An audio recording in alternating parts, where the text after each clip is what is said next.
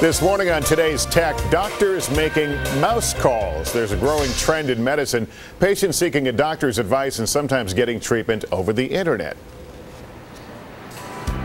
Tina Schweid used to dread going to the doctor's office. You often sit for over an hour plus waiting for an appointment that sometimes takes 2 to 3 minutes. It's a waste of your time.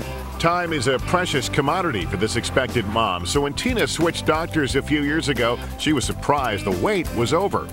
I could email him and get a couple of names of referrals instead of having to call and wait and be on hold and then wait on hold and wait on hold. Her doctor has been practicing e-medicine for a few years and believes it's a win-win situation for both him and his patients. It just kind of occurred to me that everybody in the world is using emails to communicate, and why not apply it to medicine? I can email Dr. K if I'm not feeling particularly well, and I can explain it, and then he can decide if I should come in or not. I generally use it for simple conditions. So if someone has something that sounds like a typical cold, I can kind of give them the warning sign saying, look, if this happens or that happens, then you should come in or you should call me. A managed healthcare study published last month found that visits to the doctor's office decreased 26% over a 3-year period when electronic health records, secure email, and a web portal were in place. What we learned from this study is that e-medicine can make us more cost efficient in terms of time and money,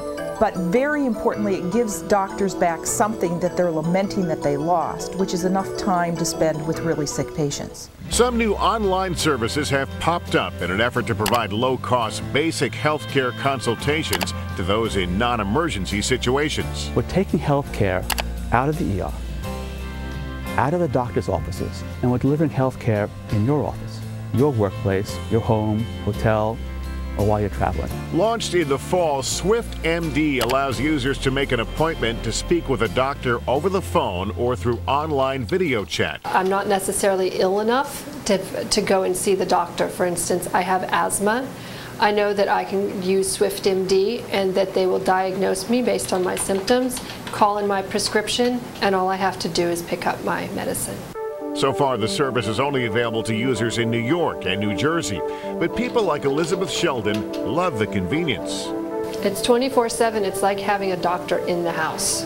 I actually think that e-medicine has the capacity to make the relationship between the doctor and the patient better. It can increase trust and it can increase communication.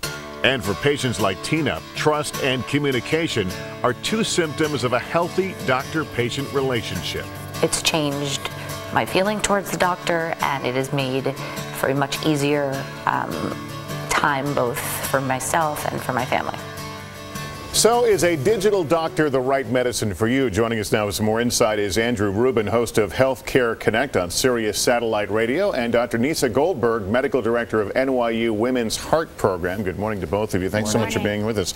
Mr. Rubin, let me begin with you. When we talk about telemedicine or e-medicine, this runs the gamut from the relationship with your doctor to really the way your medical records are handled, correct? Absolutely.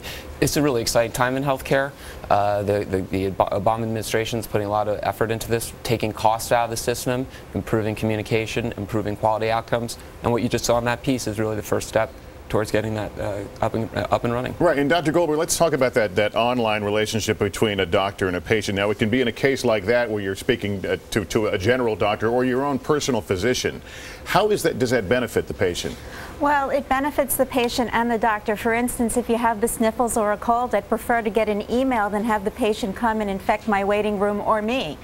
But I think it works best when there is already an established doctor-patient relationship. You know, in my practice, we have women coming in who think they're having a panic attack, but really having a heart attack. Or they think they're having a heart attack, but they're really having a panic attack. In those situations, you can't use email or a phone. Right. You need to, well, you actually have to pick up a phone and call 911 and go to the emergency room. So is the medical industry really kind of responding to what people were already doing on their own? There's already been a lot of self-diagnosis because of the internet. You can go on and, well, I've got a tickle in my throat, I've got a headache, and you find the symptoms that match a disease. So is this kind of now helping people through that process? That's right, because I think it's really important when you read something on the internet that you don't make a self-diagnosis. You should really talk to an expert about it, someone who knows you well, to determine what condition you really have.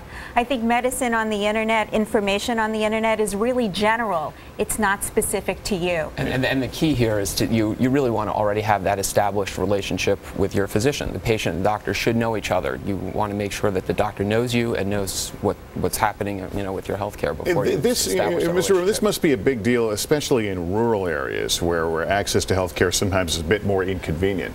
Well, that's an interesting comment.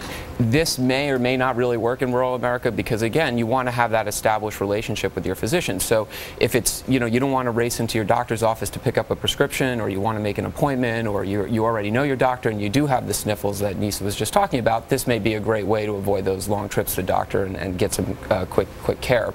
But again, key is you have to have that relationship established already. Right. And Dr. Goldberg, let's go back to what we talked about at the beginning of this whole notion of electronic medical records. We're hearing a lot about that. What does that mean to me as the patient, that you're now holding my records on a database as opposed to those big brown files you guys always have? I've been using electronic medical records for 6 years now, and I think as a cardiologist, when I have a patient go to the emergency room and they call me in the middle of the night, I have the medical information at my fingertips. So it actually improves doctor-to-doctor communication. It's something where someone calls up, and if I'm not in the office and they want their laboratory results, all I need to do is log on and give the patient their laboratory results. So help me as the patient have access to some medical information as well? Quicker medical information. We're not yet set up to have a patient log on to the medical records themselves. We have to also remember that we have to have internet security.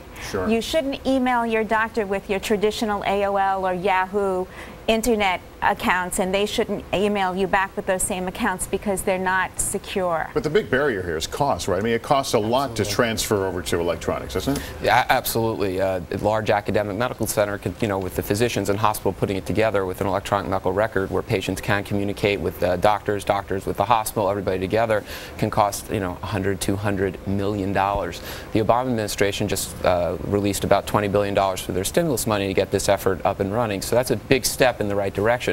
But it's a drop in the bucket to get these things implemented. Right. Big costs. Fascinating stuff. Thanks so much, Andrew Rubin, Dr. Nieca Goldberg. Good to have you both on this morning. Coming up next, meet a legendary